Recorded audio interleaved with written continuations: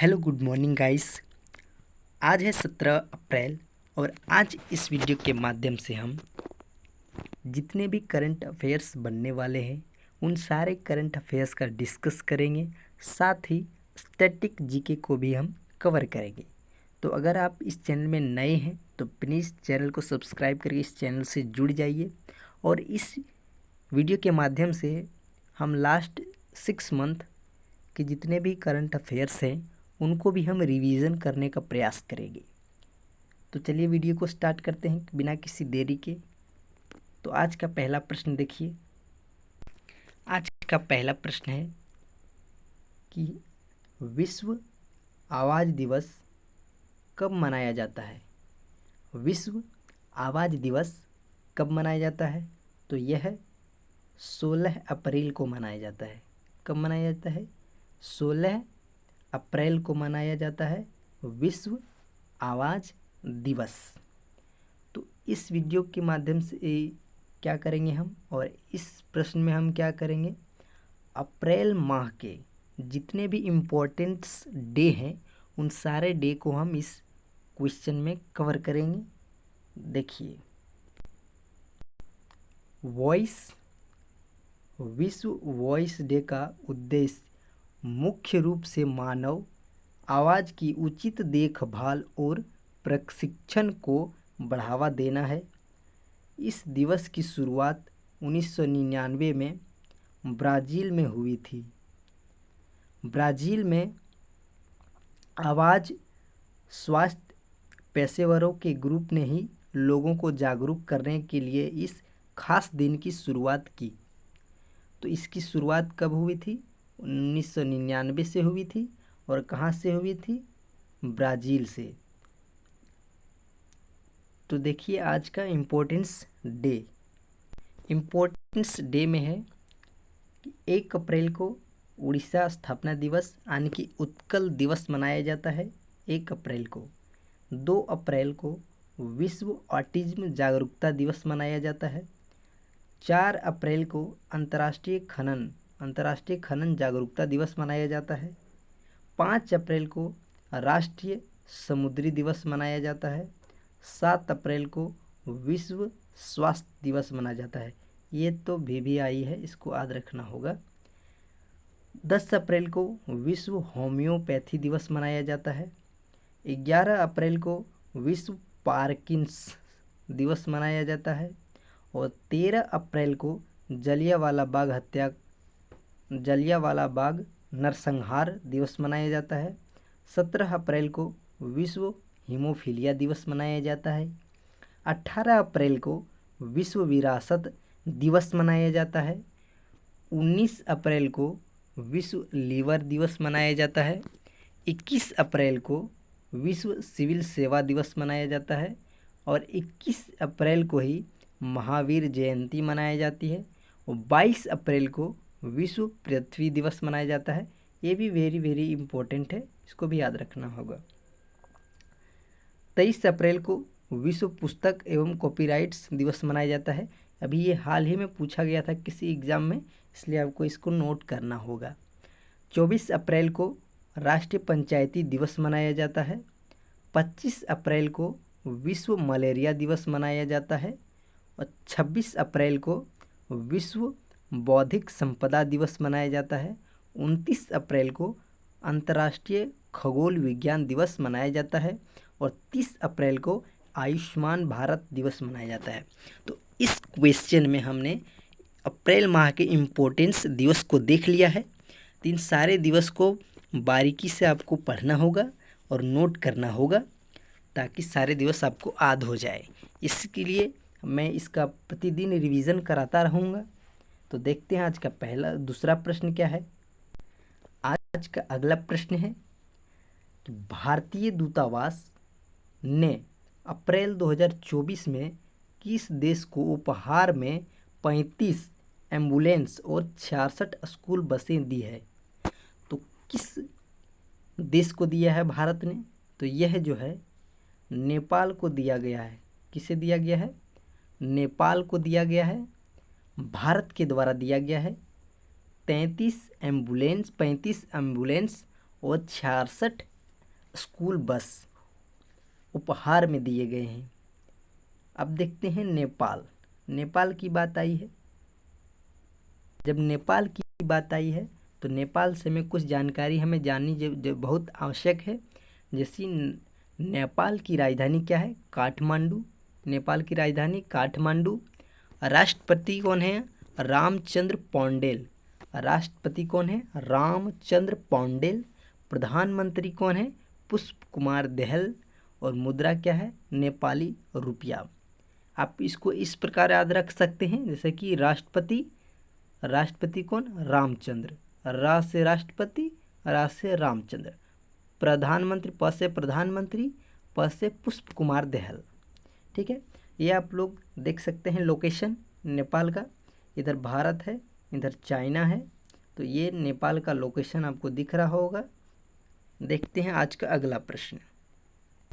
आज का अगला प्रश्न है कि राष्ट्रीय न्यायिक अकादमी, नेशनल जुडिशरी एकेडमी का नया निदेशक किसे नियुक्त किया गया है? तो राष्ट्रीय न्यायिक अकादमी का नया निदेशक किसे नियुक्त किया गया है? तो यह जो है न्यायमूर्ति अनिरुद्ध बोस को नियुक्त किया गया है। न्यायमूर्ति अनिरुद्ध बोस को नियुक्त किया गया है। आप लोग यहाँ इनका चित्र देख सकते हैं। और न्यायमूर्ति डी वाई चंद्रचूड़ कौन है? तो यह वर्तमान में भारत के मुख्य न्यायाधीश हैं, डी वाई चंद्रचूड़। अब यहाँ पर हम राष्ट्रीय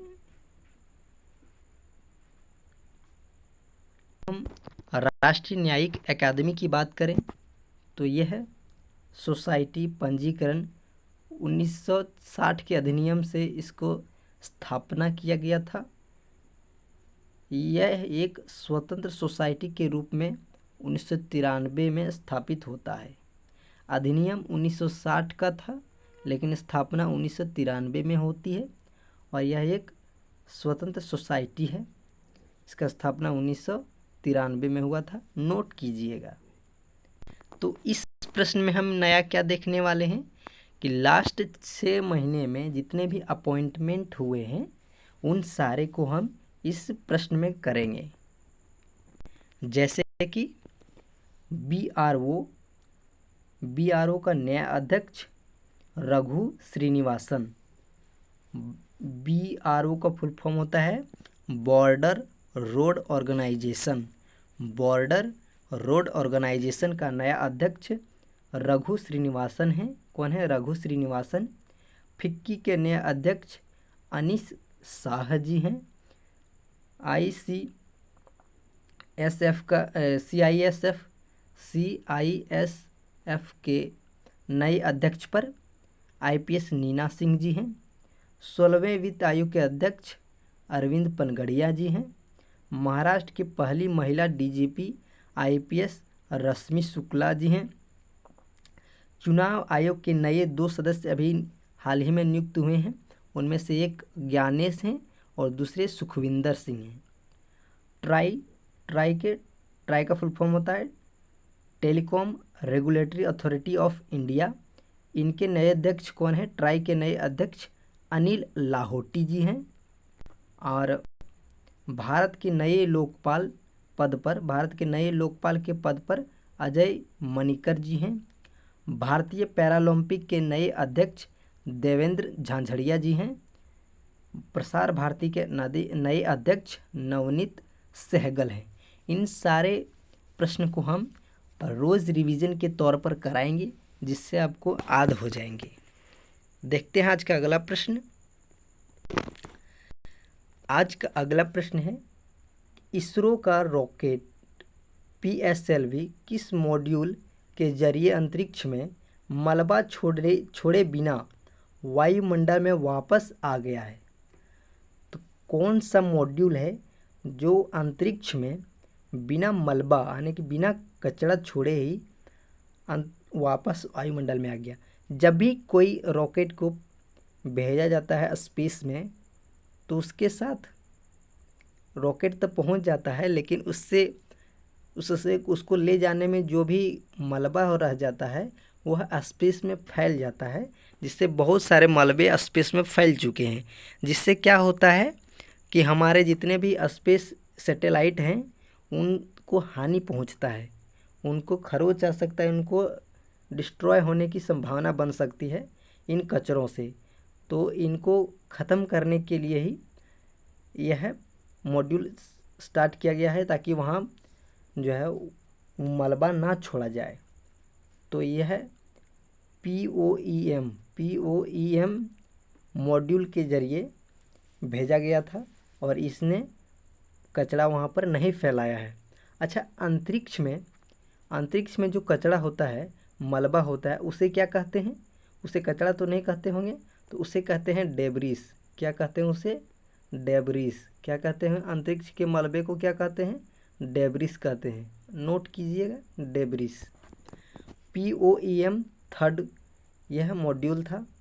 POEM थर्ड, यह POEM थर्ड अंतरिक्ष में जैसे यहाँ पर गया, कोई भी रॉकेट यहाँ पर गया तो इससे जो मलबा होता है वह इधर रह जाता है, जिससे यह सैटेलाइट को परेशानी होती है, इसको नुकसान पहुँच सकता है।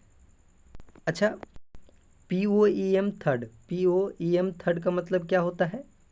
POEM थर्ड का फुल फॉर्म होता है पोलर मतलब PSLV orbital experimental module third के जरिए इस अंतिम स्टेज को भी वापस पृथ्वी के वायुमंडल में लाने का सफल परीक्षण किया गया है। जनवरी 2024 में लॉन्च किए गए इसरो के PSLV C58 ने एक्सपोसेट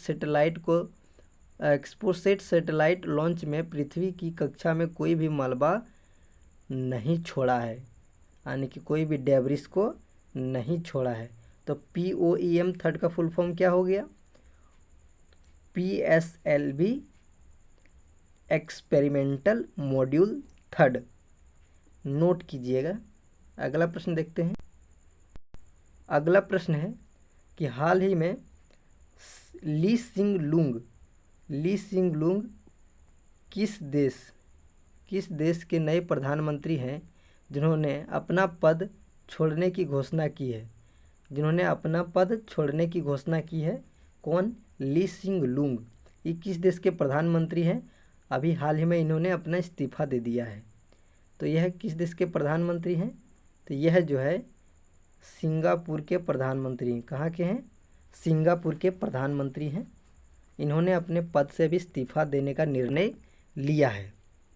यहाँ पर आप देख सकते हैं लीसी लुंग को।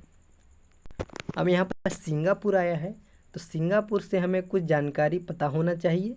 जैसे सिंगापुर की राजधानी सिंगापुर ही है। सिंगापुर के राष्ट्रपति कौन है? थर्मन शनमुगारत्नम हैं, जो कि भारतीय मूल के हैं। कौन है? भारतीय मूल के हैं, इसलिए यह इम्पोर्टेंट है, याद रखिएगा। थर्मन शनमुगारत्नम सिंगापुर के राष्ट्रपति हैं। सिंगापुर के प्रधानमंत्री भी कौन है? ली सिंग लुंगा। हालांकि ये अभी इस्तीफा देने वाले ही हैं और इनकी मुद्रा क्या है? डॉलर। अच्छा, इसकी लोकेशन की बात करें तो सिंगापुर कहाँ है? तो सिंगापुर आपको यहाँ पर दिख रहा होगा। सिंगापुर, यहाँ पर मलेशिया है, यहाँ मलेशिया, यह इंडोनेशिया है। मलेशिया, इंडोनेशिया, यहाँ पर थाईलैंड है, वियतनाम है, फिलीपींस है। तो यहाँ पर देख लीजिए, मलेशिया की राजधानी क्या है?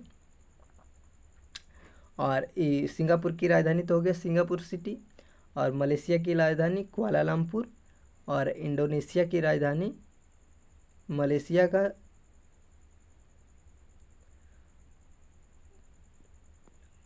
और यहाँ इंडोनेशिया है, तो इंडोनेशिया की राजधानी जकार्ता हो गया। इंडोनेशिया की राजधानी जकार्ता। देखते हैं आज का अगला प्रश्न।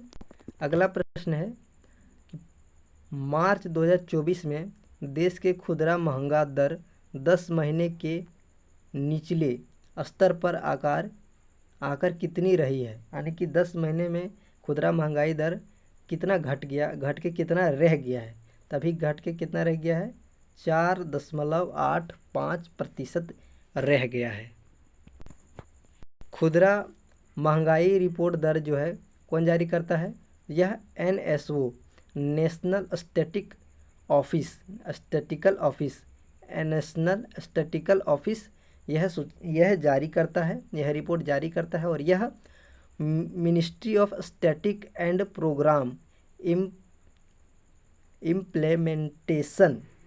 इम्प्लीमेंटेशन के अंतर्गत कार्य करती है। कौन जारी करता है? याद रखिएगा, NSO। अगला प्रश्न है कि थोक महंगाई दर पिछले 3 महीने के उच्च स्तर आ गई है। मार्च 2024 में यह कितनी थी? मार्च 2024 में यह कितनी थी? तो यह जो है मार्च 2024 में 1.27% थी। कितनी थी? 1.27% थी। देखते हैं आज का अगला प्रश्न क्या है कि हाल ही में राष्ट्रीय महिला कैरम चैंपियनशिप का खिताब की विजेता कौन बनी है? यानी कि कौन बनी है इनकी?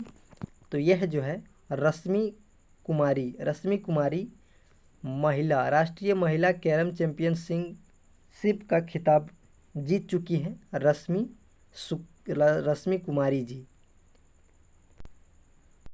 अगला प्रश्न है कि एशिया बैडमिंटन चैंपियनशिप 2024 में पुरुष एकल खिताब के विजेता का नाम बताएं। यानी कि कौन इनके विजेता बने हैं?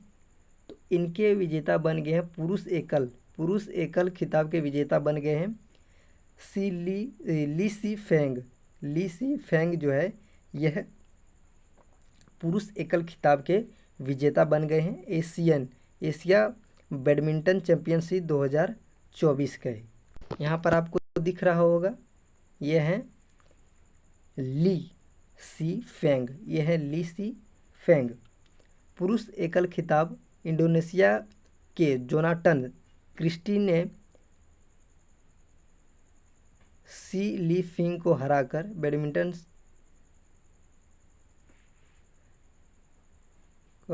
बैडमिंटन चैंपियनशिप का खिताब जीता है।